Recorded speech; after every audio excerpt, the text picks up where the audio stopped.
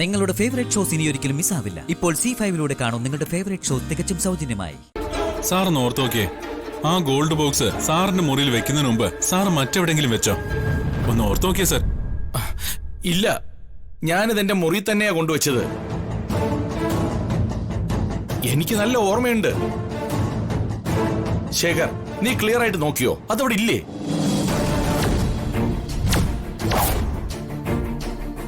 അതവിടെ ഇല്ല സർ.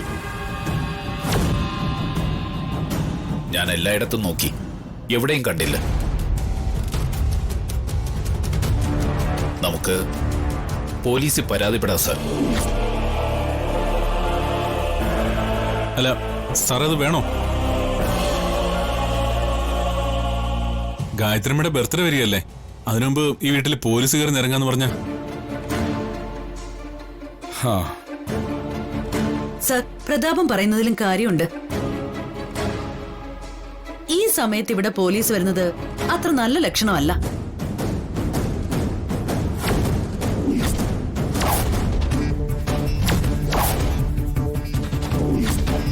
ആ ശരി ശരി, പോലീസിൽ കംപ്ലൈന്റ് ഒക്കെ പിന്നെ ആവാം.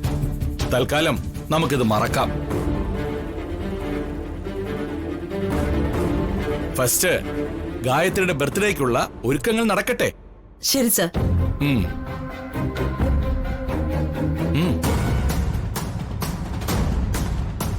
ആ കയ്യൊന്ന് നീട്ടിയേ.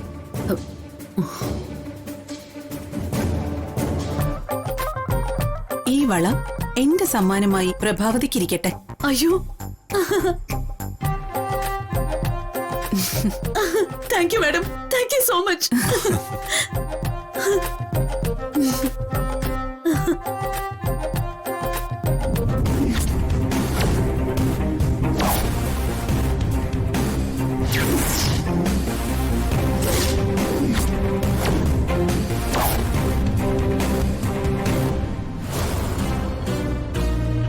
ആഹാ,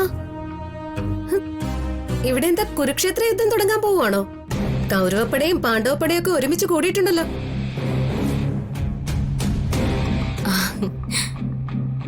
ഗാർഗി, അമ്മയ്ക്ക് ഒരു വള കൊറിയറിൽ വന്നു. കൊറിയറിൽ വരണമെങ്കിലേ അത് സ്വർണ്ണമൊന്നും ആയിരിക്കില്ല, മുക്കായിരിക്കും.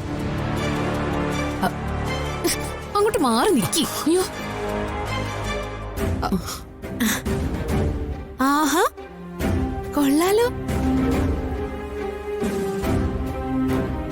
ഇത് തനി സ്വർണം തന്നെയാ. ആരാ ഇത് അയച്ചത്? ആ ഫ്രം അഡ്രസ് നോക്കിയേ.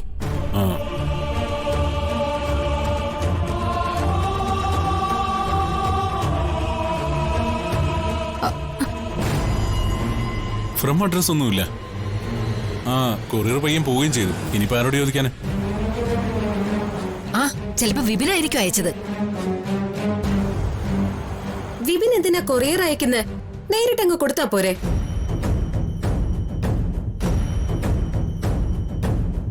ഇതങ്ങനെ ഒന്നുമല്ല.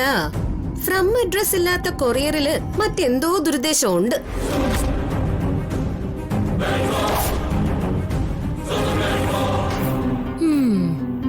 ലക്ഷണം കണ്ടിട്ട് വിശാൽ സാർ അയച്ചതുപോലെ ഉണ്ടല്ലോ. അതെ, ഞാൻ തന്നെ അത് അയച്ചത്. ഗാർഗി പറഞ്ഞതുപോലെ ഒരു ദുരുദ്ദേശവും ഇല്ല കേട്ടോ. ഒരു സർപ്രൈസ് ആയിക്കോട്ടെ എന്ന് കരുതിയിട്ട് ഞാൻ ആരോടും പറയാതിരുന്നത്. ഞാൻ പറഞ്ഞില്ലേ വിശാൽ സാർ ആയിരിക്കും ഈ സമ്മാനം അയച്ചതെന്ന്. പ്രഭാവതി അമ്മയുടെ എല്ലാ പിറന്നാളിനും വിശാൽ സാറ് സമ്മാനം കൊടുക്കാറുണ്ടല്ലോ. എനിക്ക് തീരെ വിശ്വാസം വരുന്നില്ല.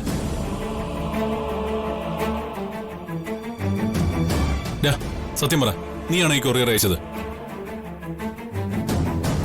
വിശാല് പറഞ്ഞില്ലേ അവനാണ് ഈ ഗിഫ്റ്റ് അയച്ചതെന്ന്. പിന്നെ നിനക്കെന്താ ഇത്ര സംശയം? അതല്ലേ ചേച്ചി, എന്റെ മനസ്സിൽ തോന്നി ഞാൻ പറയാം. ചേച്ചി ഒന്ന് ശ്രദ്ധിച്ചു കേക്ക്. അതായത് ഈ വള. നീ ഇനി ഒന്നും പറയണ്ട.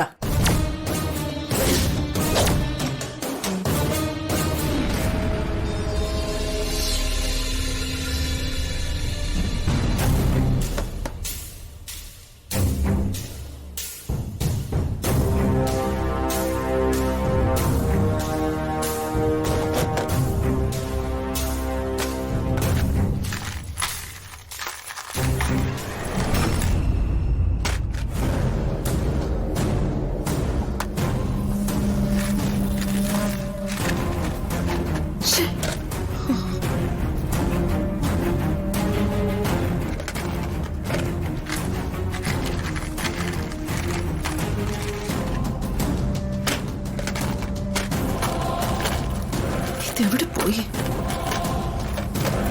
ആഹാ, എന്റെ അടുത്ത് ഒന്നുമില്ല എന്ന് പറഞ്ഞിട്ട് ഇത് ഒരുപാടുണ്ടല്ലോ ചേച്ചി. കണ്ടിട്ട് എന്റെ കണ്ണ് തന്നെ മഞ്ഞളിക്കുന്നു. കണ്ണു വെക്കല്ലേ പ്രതാപ. പിന്നെ നീ ഇതൊന്നും പോയി പുറത്ത് വിളമ്പിയേക്കരുത്. എന്റെ ദൃഷ്ടി പതിഞ്ഞ ഐശ്വര്യ ചേച്ചി, ഇനി ഇവിടെ സ്വർണം കുമിഞ്ഞു കൂടുകയുള്ളൂ. അല്ലെങ്കിൽ ചേച്ചി നോക്കൂ. പിന്നെ ഞാനിതൊന്നും ആരോടും പറയാൻ പോകുന്നില്ല. ചേച്ചിക്ക് എന്നെ 100% വിശ്വസിക്കാം.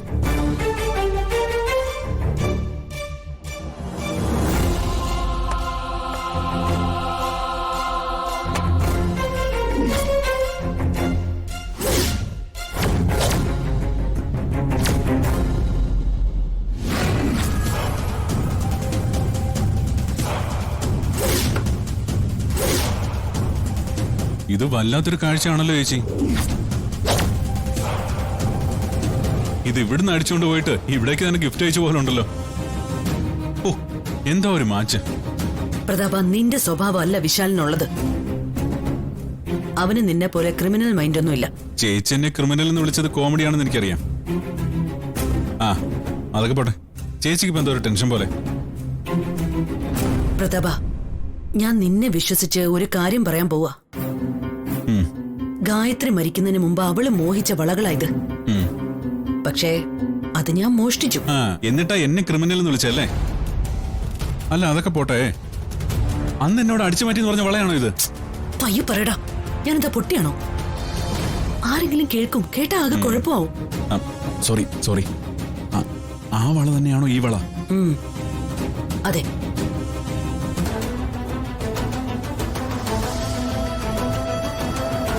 ഇനി ഞാൻ പറയുന്നത് നീ ശ്രദ്ധിച്ചു കേൾക്കണം.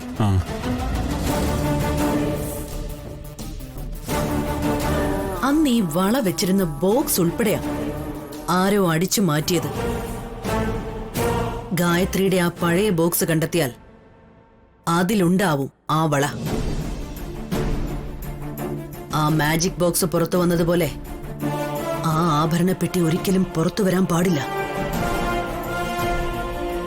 പ്രതാപ, ഈ വളകൾ എന്റെ കയ്യിൽ വന്ന 2-ാം നാൾ ഇതിൽ നിന്നൊന്ന് മിസ്സായി. ഞാൻ എവിടെയൊക്കെ നോക്കിയിട്ടും എനിക്കിത് കണ്ടെത്താൻ പറ്റിയില്ല. ആ വളയാണ് വർഷങ്ങൾക്ക് ശേഷം കൊറിയർ രൂപത്തിൽ എന്റെ കയ്യിൽ വന്നിരിക്കുന്നത്. പ്രതാപ, എനിക്കൊരു ഡൗട്ട്. ഇനി എന്നെ കൊടുക്കാനാണോ വിശാലിന്റെ പ്ലാൻ?